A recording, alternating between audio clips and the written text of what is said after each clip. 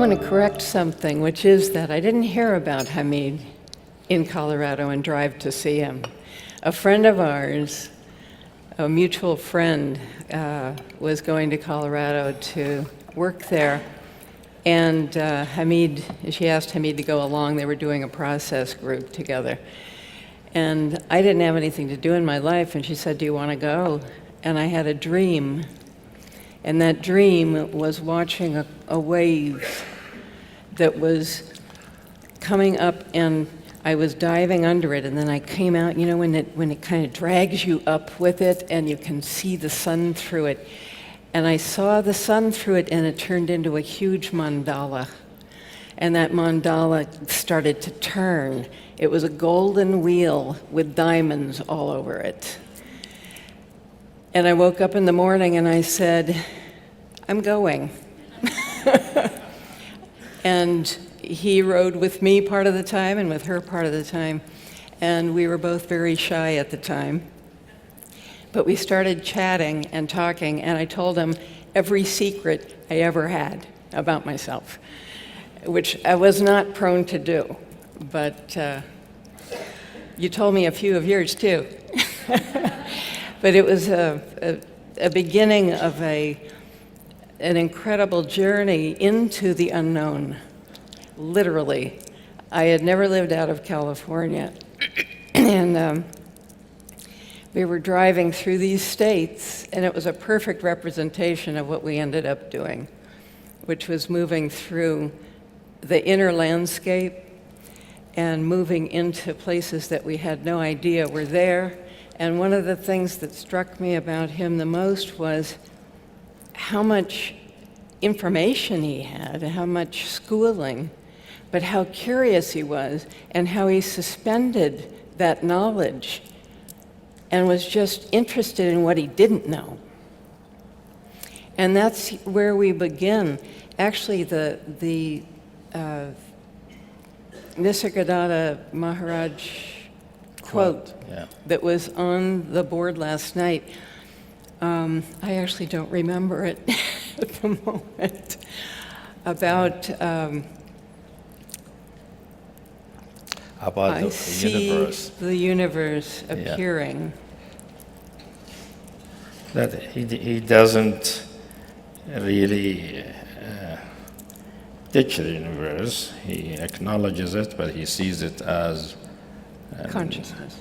Appearing in consciousness, which is an island and an ocean of unknowing, an ocean of mystery. So mystery really holds consciousness, and consciousness manifests all the universe that we know. But that's a little small island within a deep, dark mystery. And that's what we want to stick to. We want to unpack that sentence. We thought we want to really stick to the topic of the conference and talk about it, instead of just talking about what we do. But it does relate in the sense that we'll unpack that statement a little bit. It touched me a lot because the interplay of knowing and not knowing, for me, is a dazzling dance, that we're always on the edge of not knowing. It doesn't matter who you are, where you are, how enlightened you are. You get up in the morning, and we automatically, as we open our eyes, we have the possibility of meeting the world in a very new way. But most of us get up, we have our routine, our day, and all the things we need to do, and that routine is always keeping us kind of within our mind in a certain way. We don't have to. But if you really look at even within your routine, all kinds of things happen to you every single day that you did not expect. Little things, big things, all kinds of things, good things, not good things. Most of your day actually is meeting the unknown. Having experiences you didn't know, seeing people on the street you didn't know you were going to see. Most of it exists that way. But we latch on to the things that we need to do, that we're going to be doing, and those are the bits that we just kind of run through and keep our blinders on and move through life as if nothing new is happening, when actually new is happening now all the time. So being within time and getting routinized makes us forget that we are timeless. But how do we actually venture into that? Venturing into the unknown doesn't mean becoming stupid or losing everything you knew. It means being able to suspend your knowledge to open up to new knowledge. So we're not talking about just gaining more information, just learning new equations, new things to do to get somewhere. So we're not just gaining new information, we're learning how to learn.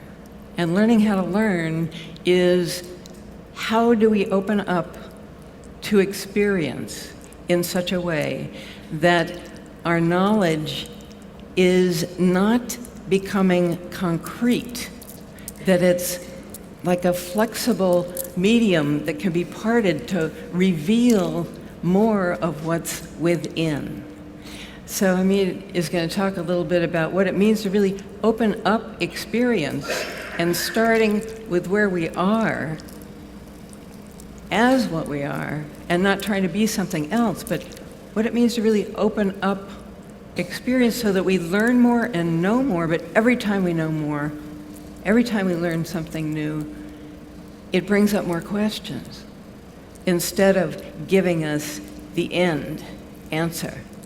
So knowledge, the more true and real it is, the more there's a flexible kind of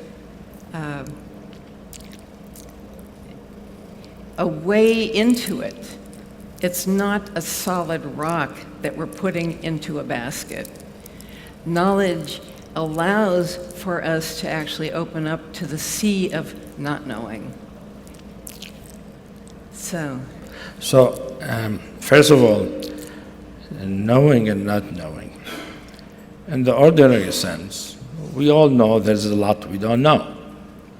You know something about your specialty, and you know there are many sciences and all kind of things that you don't know, right? And even if you're a scientist, a physicist, or chemist, you know that you don't know everything about the field.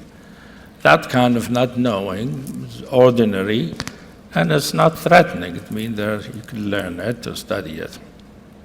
However, the question of not knowing and not knowing becomes important for us, becomes personally important when it comes to our experience of ourself, our reality. When we're experiencing ourselves, do we really know what we're experiencing in its totality? Do we know everything about what we're experiencing? Do we know what and who we are? Do we know the reality that we're perceiving? Is it the way it shows itself? Is what I'm thinking really the true knowing of what's happening? And really, even in ordinary experience, when you say, well, I'm here this morning and I'm feeling a little sleepy or a little sad, you know something. But that is a very little part of what's happening to you. Your body is stiff in ways you don't know. You don't know how asleep you are or how awake you are. You don't know the little feeling you have, what's it about, what's bringing it about, what's it related to. There's so many things that we don't know. But we go about our life as if we know, right? In fact, most of us are insecure if we feel we don't know, because it's like, well, how am I going to live my life if I don't know that what I'm experiencing is something I really know? And it takes some kind of courage and some kind of humility to acknowledge to ourselves that we know something. It's true, but we don't know the whole thing. And there's a lot we can know that will illuminate what we already know and fills it out and unpack it. And that is just ordinary experience, everyday experience. Is really, there's so much mystery in it that we don't suspect. And of course, by exploring ordinary experience, which is our path, which is what Maurizio talked about last night, that each experience, if we really explore it, if we don't close the door and say, I already know it, I know I am such and such a person, I am this feeling or experiencing this thing, but say, yes, this is what I know, but what else don't I know? If I'm interested in discovering more, let's put it that way. What's another quote from Nisargadatta, that what's important is not what you discover, is the process of discovery. It's the learning. If really begin to inquire into and explore our ordinary experience, it is connected to everything else, because just like the non-dualists always saying everything is interconnected, it's always one. If that is the case, then any experience you have at any moment has to be connected with everything else, including what is people call the ultimate, or consciousness or awareness. You just need to understand it more fully. If you really understand more fully, you'll understand how does it come about? Where does it happen? A question like that leads us to recognize, oh, there is something, a field or a continuum that people call awareness. But even when people get into the field, have the awakening and experience consciousness, or experience what's called pure awareness, or the mystery, the feeling, okay, now I'm awakened, I'm enlightened, and I know it. And we thought that way too ourselves. But it took, but the reality is has got a lot more up its sleeve than that. This is just the beginning. And we find out even when we discovered consciousness, we realize that consciousness is the whole universe in its own. Just like the physical universe is a whole universe, we're just beginning to know it actually. Even the physical universe, with all the knowledge that we know, it's just the beginning. It's going to go for thousands of years discovering more and more about the physical universe. The same thing about the spiritual universe. But that's actually what happened with us, too, is that one thing Maurizio said is that we created this path, which actually is not true. It dictated itself through us, and we kept discovering things and saying, okay, this is it. We found it. We discovered presence, consciousness, this incredible vastness. We felt we had made it, landed. We focused on it, that was it. And then something else started happening. And part of that was the interest in our experience. It was like, well, what is this consciousness? What is this feeling of this stuff? And everything looks so full and rich, and the whole world looked like a luminous presence that was so vivid and beautiful. It was like, this is fine. I could die now, and this is good. But something started to happen as we began to be interested in, what is this really? And that's the unknown that came. It was like mysterious. How can this luminous presence be there? And yet I can't move through it. What does that mean? But it brought out more of what it was, and we began to see that, in fact, underlying or within consciousness is the source of consciousness, that it's a greater mystery than just this filled out sense of a field of knowledge, of everything being pure knowing, that it too had a source that was much more mysterious than this kind of vivid field that was happening. And something just kept pushing us to explore, to go further, to go deeper. It's like we couldn't land. even when we wanted to. It's like, okay, we're settled, this is good. The desire to know kept arising out of this mysterious place that we couldn't even determine. So it was like a force moving through, dictating, come on, I'm not done with you yet. So it just keeps moving. But that's one of the things about discovery. It is the process of discovery. And that discovery is a constant revelation, that it doesn't have to stop any particular place. In fact, it can't. Revelation is occurring right now. Like Deepak was saying last night, that now is an eternal now. It's everything is birthing into being at this moment, including you now, that you can't catch because it's not in time. It's not a now in time. It's a now that's beyond time and space.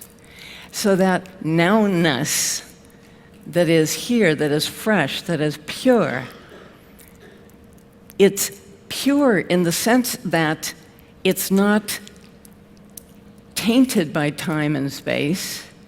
Not that it taints things, but it's not held back, it's free. It's a freedom of that nowness that is in constant birthing. So the more we know, and the more we know that we don't know, the more that dance of the known and the unknown reveals more of the birthing into being from that nothingness, from the emptiness. So the known and the not known is a similar kind of dance to the emptiness that is continually birthing being. That's the wonder of it. Yeah. So the moment I get all excited when I talk about those things. when we really encounter something that we don't know, when we recognize a not knowing an area of experience, area of life, we have a question. The not knowing, I don't mean the thought of not knowing, the experience, the feeling, the state of not knowing. Well, that's something first we need to know is that the unknown or not knowing is not just a thought, it's a state of being. Because the state of being is an expression of the ultimate mystery, which appears in our ordinary mind as not knowing. And it is really that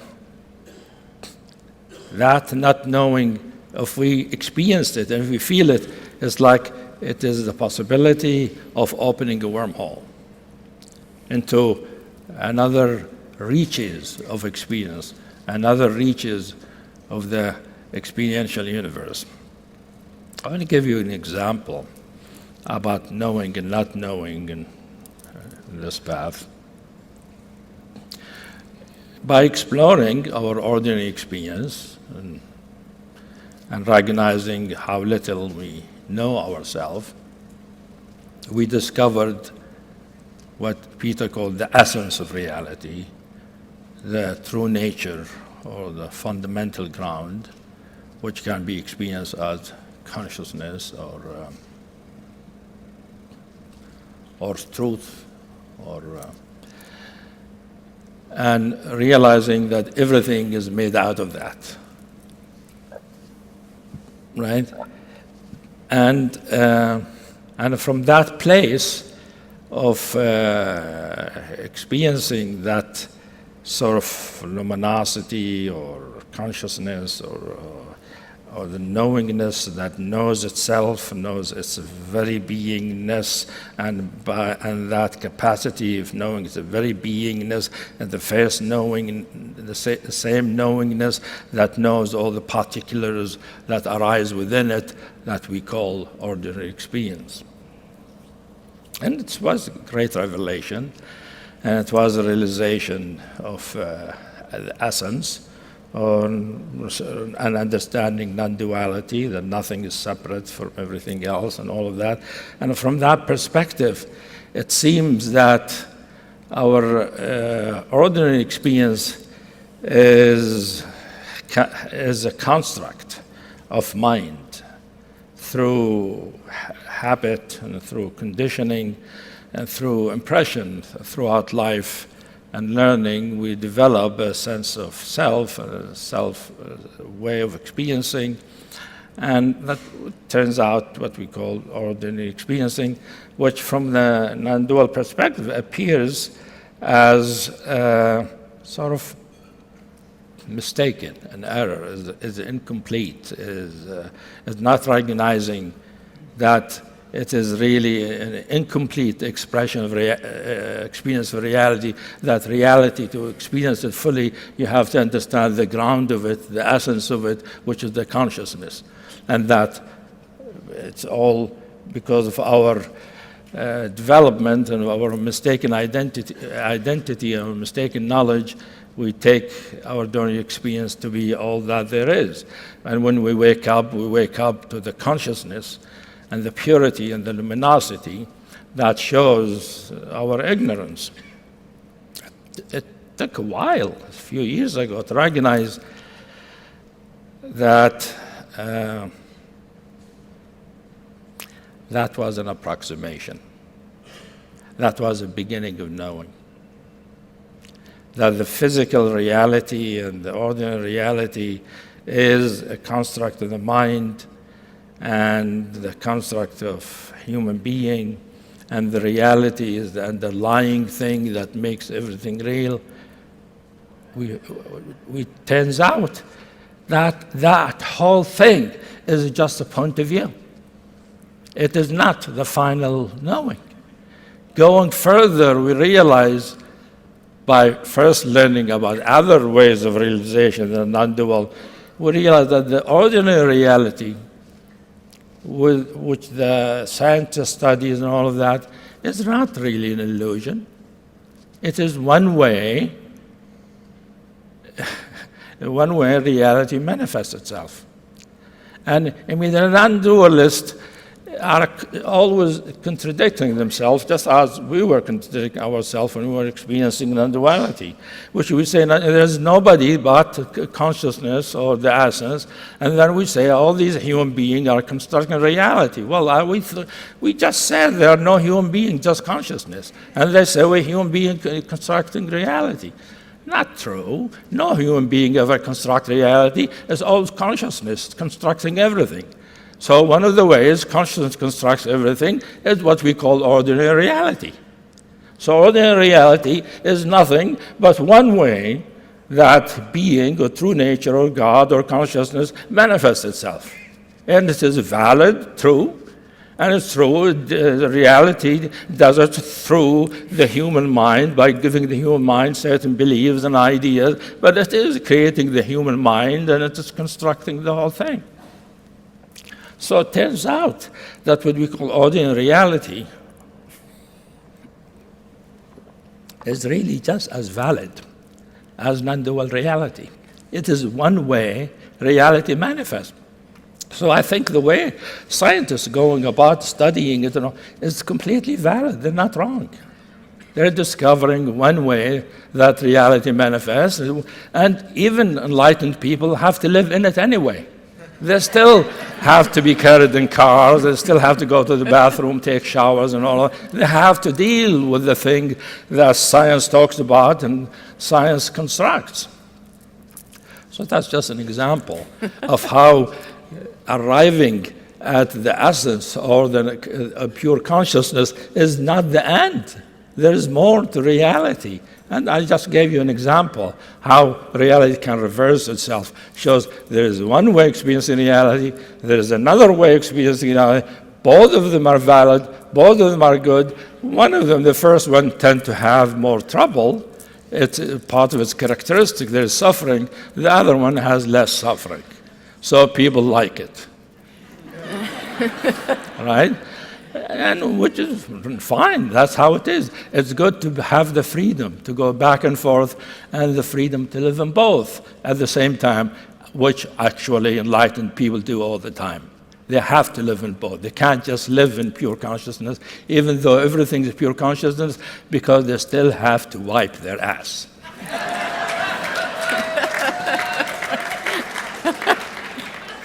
So I think one thing I'd like to add about that too is the freedom.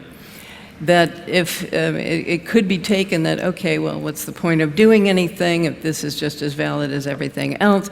It's the matter of the freedom of being able to be flexible in one's point of view and not adhere to any particular knowledge and say, this is the knowledge that's correct. That is what keeps us from actually learning about other ways of looking at things. It's what actually keeps us from learning about each other just in the most conventional ways. By adhering to our view, we keep ourselves from actually understanding other people, understanding other things.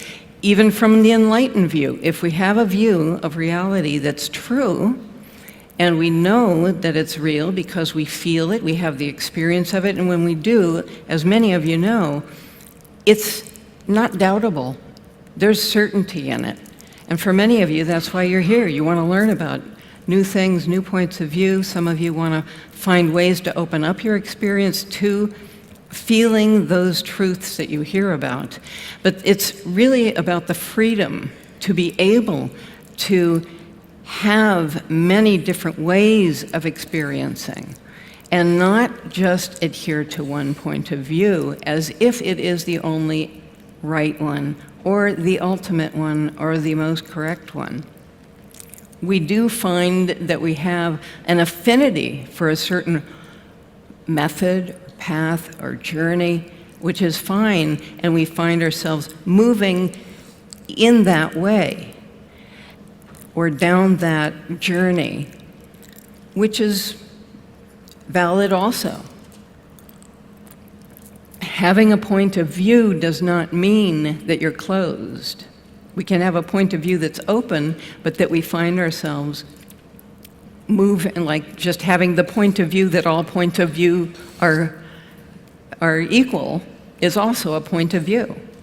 But we need to be able to have the flexibility to honor every point of view. And also to be open to the possibility that we don't have the experience that someone else might, and to learn from that. So the freedom really is what we've become more interested in, is what is really freedom? And freedom requires being able to go into the unknown no matter how much you know. No matter how big your wisdom is, or how much of a knowledge base you have, without the unknown and the willingness to go into it, there really isn't freedom. There isn't learning, there isn't growing. So it's always to continue to, for me, to question. The unknown brings out more curiosity too. When it really touches you, when you actually have the experience of feeling the openness that's possible in our nature, it makes you more curious about what the possibilities are. I mean, if the universe is possibilities, we can go into any experience, open it up, and find something new, find something different, find something novel, find something that will lead us into greater depth, greater wisdom. And that's a continual process. And when we live that way, then when you get up in the morning, you don't have to just go through the routine. You can be open to the possibilities that are all around, all the time. It's much more magical that way. Routine happens. We need to do the things we need to do, but we don't have to close down the mystery because we have a life that requires certain actions. So that's the fun of it too, because it's not just about going into the unknown, feeling our consciousness, and being in a meditative state. It's about enjoying life to the degree that we can. And the more open we are to what's not expected, the more surprise there is. Then we can be surprised, delighted, and enjoy ourselves. Because it isn't just about fixing the things that are wrong or getting rid of suffering. It's also being able to express one of the greatest potentials human beings have, which is to be able to feel the pleasure and the joy of engagement with one another and engagement with the world. as it is, and doing the things we like to do, but being able to be real in doing them, to be in touch and present and available, to know we are the timelessness within time and space, being able to have the unknown and the known as an interplay that sets up a whole dynamic of learning and growing in every situation. And that's the fun of it. So a lot of times we get lost in the deep meaning of things, which is wonderful. But that deep meaning brings great lightness. And I mean, a weightless feeling and a levity that's really, it makes life fun and interesting. It's a happening, it's an event. So we don't want to forget about the fun bits. And the unknown and going into the unknown is what makes it fun. Makes it fun for me, anyway. Knowledge by itself is, for most people, is unknown. Meaning, we don't know how we know. What is knowing? We know, and we hear things, we read things, we study things, and we know a certain kind of knowing. We experience things and interact, and that we know.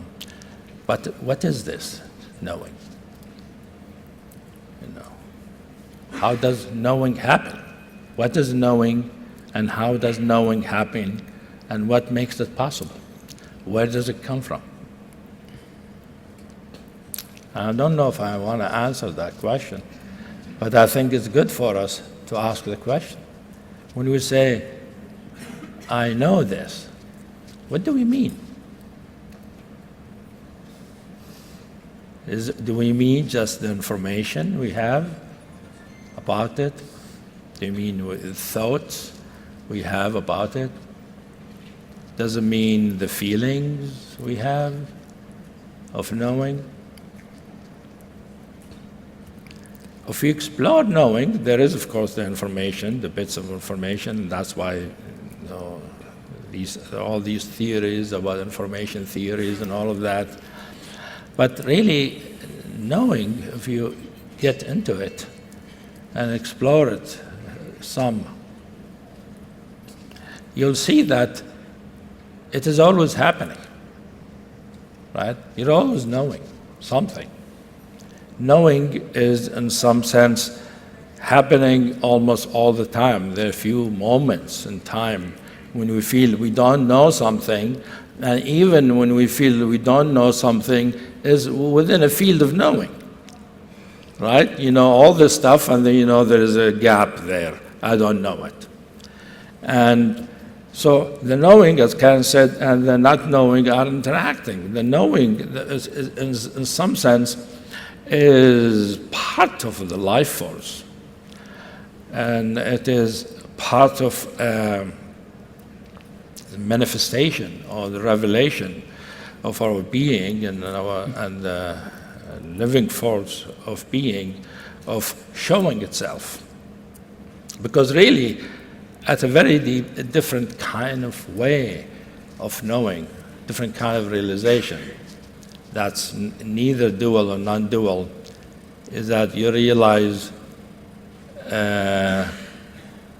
reality is just being reality. It's just showing itself. And reality manifesting itself, we call that knowing. And because reality can show itself without knowing. You experience reality and not know what it is. But reality can express itself, reveal itself in such a way that not only it reveals itself, but it also knows what it is revealing. What I mean by that is that a little elephant is seeing all kinds of things, but they don't know what they are. So they can't be experienced without knowing. And our essential nature, our true being, can manifest itself that way without the knowing. And in fact, we cannot completely be established in realization if we don't know that place where our essential nature, we're being essential nature without a mind that knows it. We just it, whether we know it or not. But the thing is, I'm talking about knowing itself. That knowing itself is a mystery. Knowing itself hasn't been understood yet. Scientifically, science doesn't really know what knowing is, how that happened. We talk about neuroscience and all of that, but how does really knowing happen? What is knowing? It's a big mystery. Now, the spiritual tradition have more understanding of it, but that doesn't mean it's complete yet. There's some understanding of what knowing is, but it's a mysterious thing. Have you noticed? Knowing is something like a force that's always trying to extend its territory. It's dynamic and powerful and always expanding, and it's always of its nature. It's when it expands, it takes over and shows, and to expand its territory to get bigger, so there's more and more knowing. And it naturally happens. And it's not like it wants to do it, it's of its nature that being knows.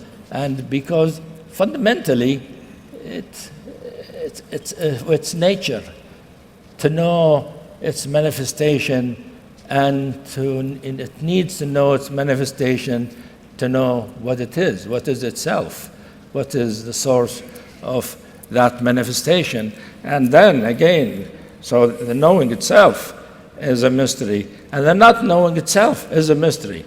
And the not knowing itself is a mystery that at the beginning means we don't know until we get to some place we realize knowing it as mystery is knowing. Because some way of experiencing being is that there's no way to say anything about it. There's nothing to know except that it is a mysterious thing. You know it. It's not know it. You are it. You live it. You're happy and you enjoy it, but you don't know what the hell you are. And that is the true liberation. As long as you know what you are, you have to reify it, you have to encapsulate it, you have to talk about it, write about it, and all of that, and it becomes a piece of knowledge. While reality can throw all that away and say, I am, you haven't captured me yet. And there's a lot more. In fact, you're not only 0.01%, you're even less than that. And there's a lot more to me. And that's why I think that both scientific knowledge is at the beginning, and great scientists said that. I remember a few months ago reading Roger Penrose, one of the most eminent mathematicians and physicists, and saying, we really don't know what an electron is. Do you know that? Physicists don't know what an electron is. They know how it behaves, but they don't know what it is. And he said, I think it's going to take us few scientific revolutions before we understand matter. Well, everybody thinks they understand matter. Here's the great physicist who says, well, no, we have some ideas. So the world is a mystery, and that's the fun of it, because we don't really need to know it. We'll never know it completely, and that's the fun of it that Karen's talking about. The fact that we continue to discover and know, which is a greater, more approximation, will never reach to the end. This calculus doesn't go to the limit of zero. It never does that, because here the zero is infinity.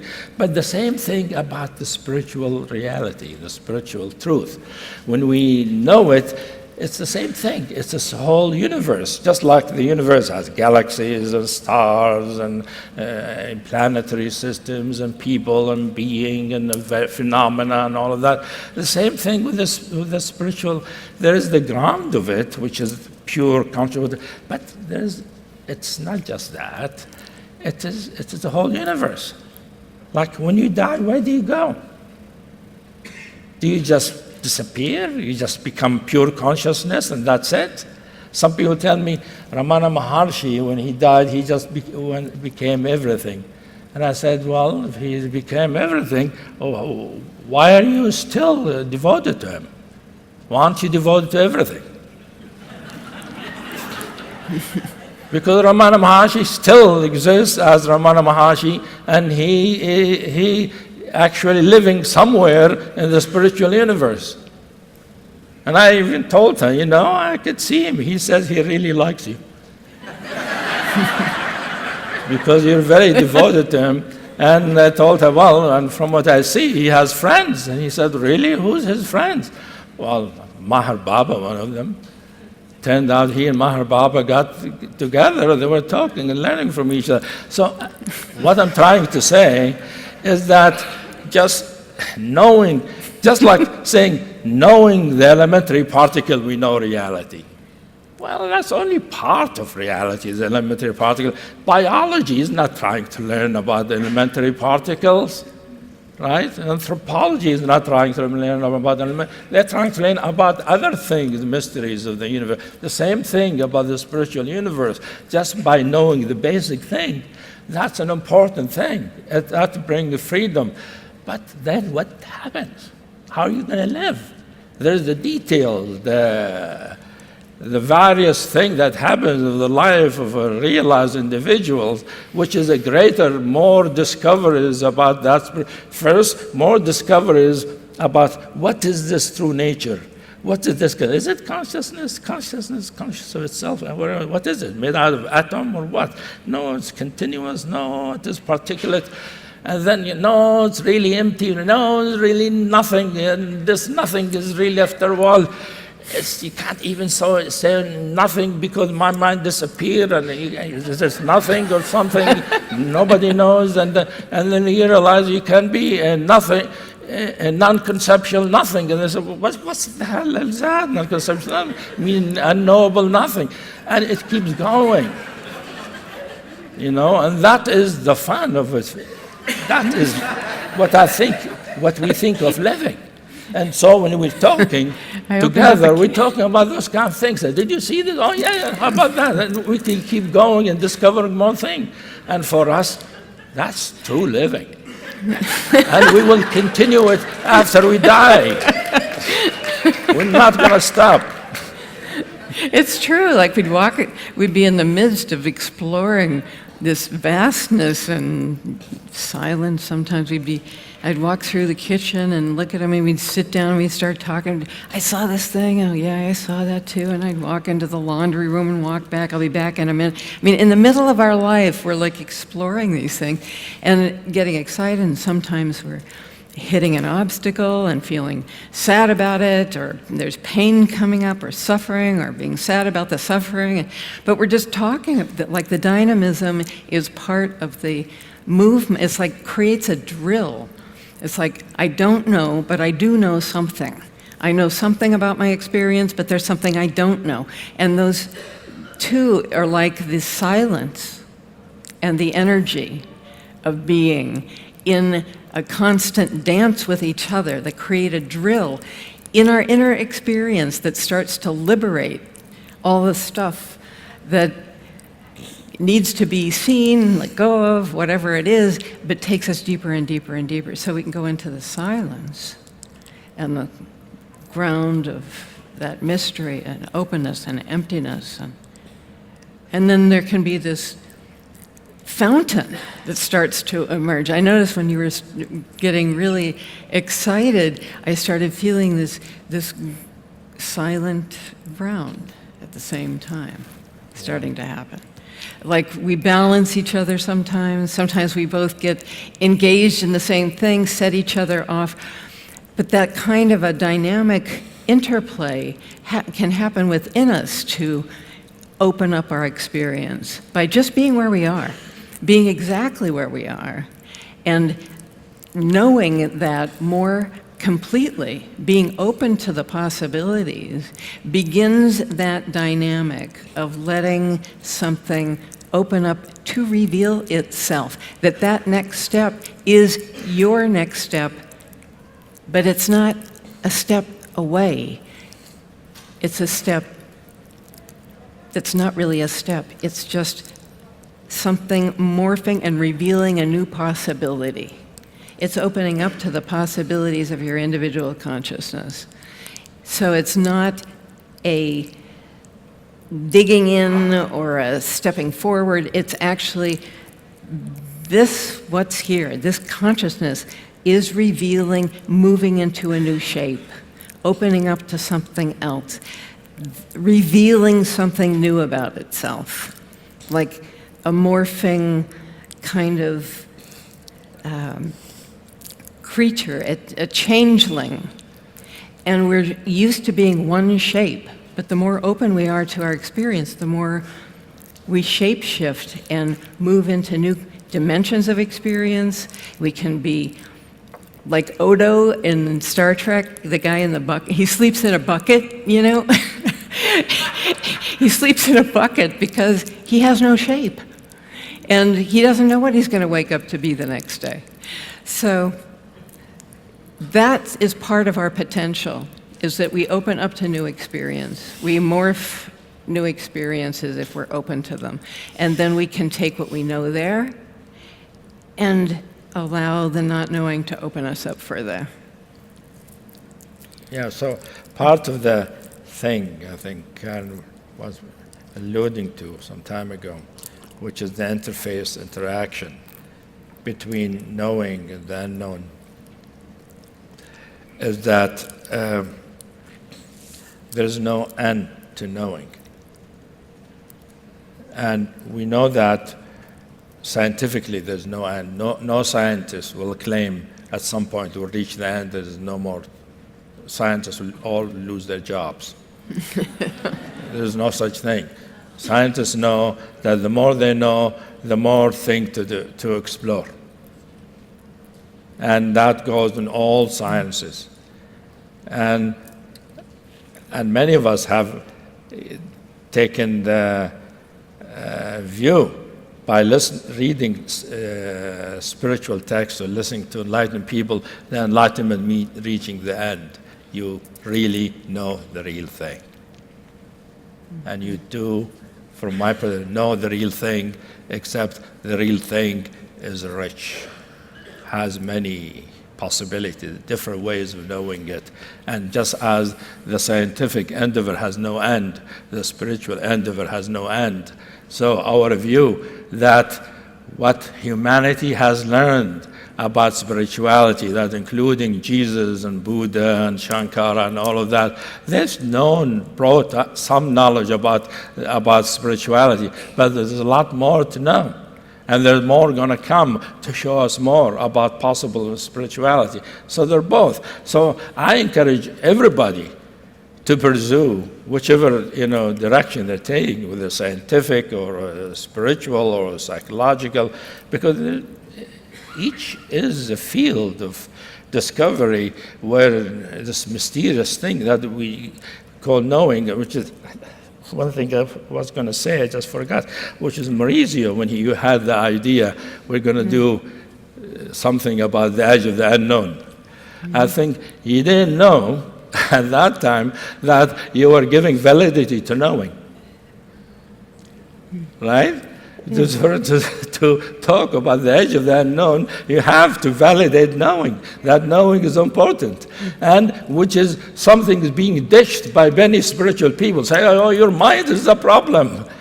And we're saying here, no. It's the way you use it that's the problem. How can you know without mind? Even knowing through nature. I mean, knowing fundamentally comes from the divine mind. That's one way of saying it, divine mind. That knowing itself is a mystery, comes from what we call the spiritual realm, and there are many kinds of it. And which means the mind, which can be an obstacle, is because we are using it wrongly. It can be used in such a way so it can become an illuminated and illuminating. To be continued.